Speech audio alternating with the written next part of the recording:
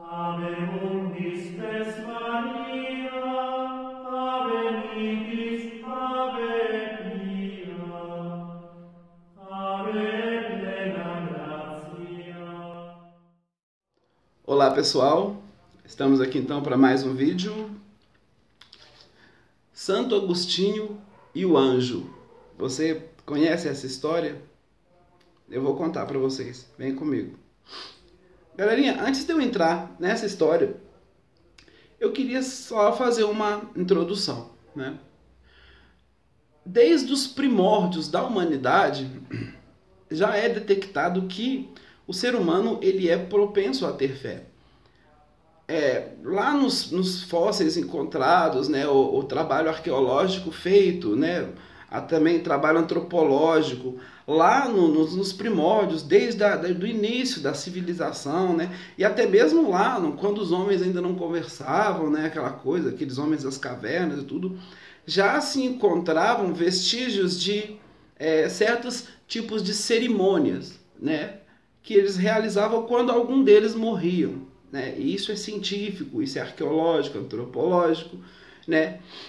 E então nota-se, né? Nota-se não, prova-se, observa-se, né? Que a fé é algo poderoso e que caminha junto com o ser humano, né? Não se tem isso nos animais, né? Mas desde os primórdios, desde os homens das cavernas, está presente certos rituais transcendentais, né? E algumas décadas, né? Um tempo atrás, a psicologia, a psiquiatria, né, entendeu, né, e descobriu que dentro no nosso cérebro, né, através de repartições, dentro do nosso cérebro existe uma área chamada transcendente, que é a área responsável pela fé. Então, todo ser humano tem esse transcendente. Então, talvez você se pergunte do outro lado, mas e os ateus? Não usam isso? Sim, eles usam. A questão é que eles pegam, quando a pessoa é de fato, verdadeiramente ateu, né? Eles acabam que acreditam em outras coisas.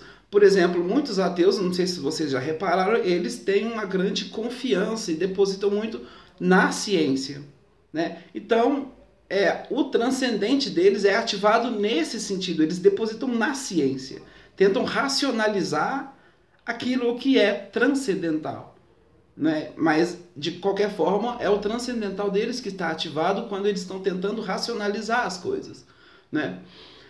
Eu me lembro aqui, quero partilhar com vocês, de um documentário que eu vi, onde cientistas, grandes cientistas, estavam desenvolvendo ou tentando provar, né? Lógico, não conseguiram, mas tentando provar que a matéria pode vir do nada. Né? Talvez tenha alguém com mais conhecimento que eu aí que possa lembrar disso aí, ou deixar nos comentários, ou comentar no Facebook, que eu sempre ponho um vídeo no Facebook, né? Então existe essa teoria, né? Essa teoria científica de que as matérias podem surgir do nada. E eu me lembro que do outro lado do documentário estava um padre, né, jesuíta do Vaticano, né, explicando, né, a nossa maneira de crer, que do próprio poder de Deus foram feitas as coisas, né? A explosão do Big Bang, por exemplo, ela tem tudo a ver. Quando você abre Gênesis e diz, e Deus disse que haja luz, e ali, se você colocar a explosão do Big Bang, fica algo totalmente poderoso e totalmente coerente, né? E então eu me lembro desse documentário, e num dado momento, o padre, ele fala uma frase que eu nunca esqueci. O padre fala, olha, a fé que esses cientistas, a teoria que esses cientistas estão tentando provar exige deles uma fé tão grande quanto a minha, né? E é esse o ponto, né? Não quero criticar nada, mas é esse o ponto. Exige deles acreditar que eles vão conseguir provar de que a matéria pode surgir do nada, uma fé muito grande, basta que nós também usemos a lógica. Do nada, pum, surgiu tudo. Do nada, né? Então, existe bastante fé também desses cientistas que eram ateus, porque nem todo cientista é ateu, isso aí está mais do que óbvio, né? E também eu quero dar um outro exemplo, né, antes de entrar no caso aí de Santo Agostinho, né, de um certo professor, doutor em filosofia, que chega na sala de aula, entrega uma folha para todos os alunos, né? Não é o filme Deus Não Está Morto. É um outro caso. Entrega a folha para todo mundo e a folha já está escrito, né? Ele escreveu na folha. Era uma questão, tipo uma prova de início de semestre, né? E estava escrito lá assim, ó, prove que Deus existe. E, claro, todo mundo, até quem tem fé, se eu pegasse uma folha dessa, o que eu faria? Eu não ia escrever nada. Por quê? Deus não se prova. A partir do momento que eu consigo provar a existência ou algum mistério de Deus, porque Deus é pleno mistério, né? Nós somos grãos de areia diante de tudo que Deus é e tudo que representa. Então Deus é todo mistério, embora se deixe revelar em gotas para nós, né?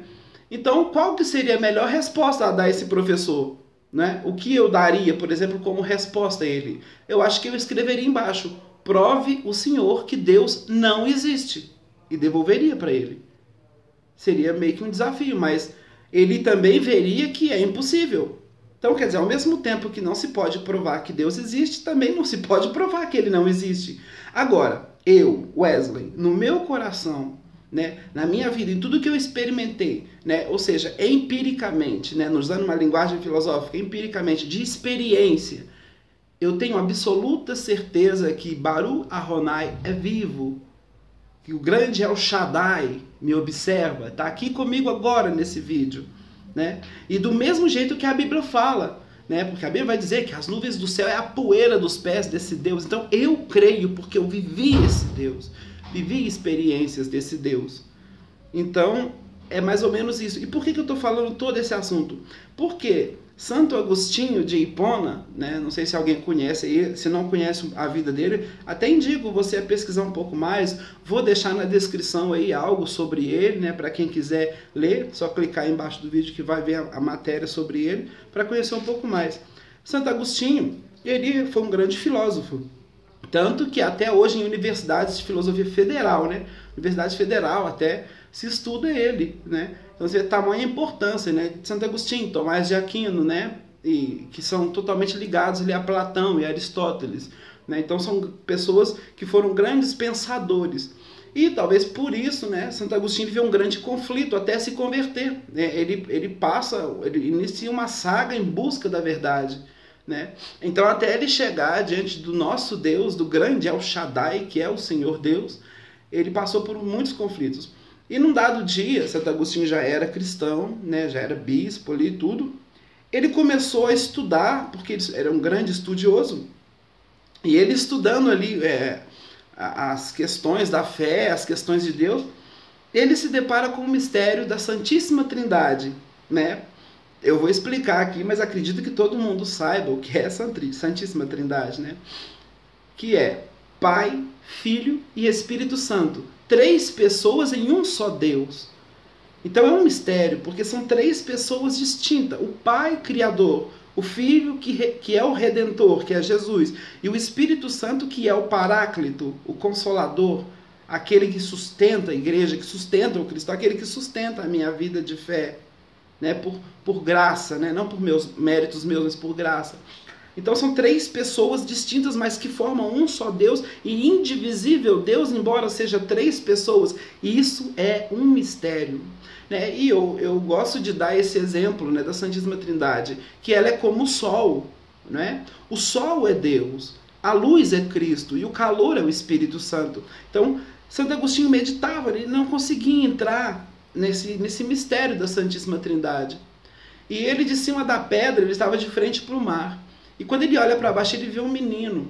E o menino corre para o mar, pega com uma canequinha na mão, tem um buraco assim no chão, ele corre para o mar, passa a canequinha no mar, assim, na água, né, vem com a canequinha cheia e joga no buraco.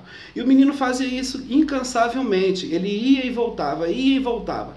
E Santo Agostinho, lá de cima da pedra, pensando no mistério da Santíssima Trindade, aquele menino começou a tirar a concentração dele. E ele olha para baixo ali, começa a ficar incomodado, e ele começa a observar o que aquele menino estava fazendo. Tirando água do mar e colocando naquele buraco. Fazendo isso, indo e voltando incansavelmente. Aí ele desce, né, incomodado, ele desce e para o menino e pergunta: menino, o que você está fazendo aí? E o menino vai e explica para ele: não, eu vou colocar todo o mar dentro desse buraco.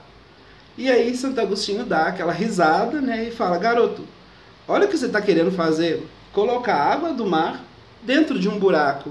Impossível, você jamais vai conseguir fazer tal coisa. E nesse momento o menino olha para ele e diz: é muito, muito, muito mais fácil eu colocar a água de todo o mar dentro do buraco do que você entender os mistérios da Santíssima Trindade. Aquele menino era um anjo, né? E naquele momento Santo Agostinho toma meio que uma bufetada espiritual desse anjo, né? E existem certos mistérios de Deus que não se compreendem, né? A menos aqueles que Deus se deixa revelar, né? O mistério da redenção nós podemos compreender porque é graça de Deus para nós, né? Então, qual que é a moral desse vídeo, essa história de Santo Agostinho, né? E tudo? O que traz para nós, né? Deus não é para ser debatido. A coisa mais sem sentido que se pode ver é um católico e um ateu debatendo, né? Ou um protestante e um ateu debatendo. Deus não existe, Deus existe, Deus não existe, Deus existe, porque nunca vão chegar a nenhum consenso, né? E quero ir até além. É muito também sem fruto, né? Entre qualquer tipo de debate em relação a Deus ou à fé, né? Eu acho dessa maneira, entendeu? A menos que seja um debate no sentido de evangelização e tudo. Agora, em questão de provar Deus, quando você tenta provar a existência de Deus ou provar que a fé do outro é errada, com orgulho no coração, isso é absurdo. Porque Deus não trabalha dessa forma. Deus é mistério.